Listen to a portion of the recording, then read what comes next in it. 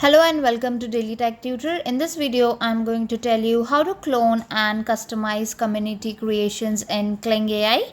So let's get started with the video. First, in order to clone the video, you need to go to the Explore page that you will see right side of the home. Here you can explore all the shorts videos which you want. You can select any one of the video here and then click on the recreate button that you will see here. So it will take you to this clone video page. Basically you can customize this clone video.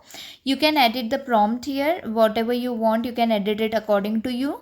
Pause that. Here you can choose when you will click on drop up menu, you can choose here the relevance, the mode, which mode you want, standard mode, professional mode, the duration of the video, what's the variation.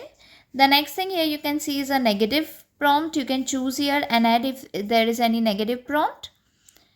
And if you want to add any end frame, any of the images, you can add it from your gallery as well or take a photo. Post that you can go to the element section. If you want to add another images, here is an example, you can add that image as well. And post that you can click on generate.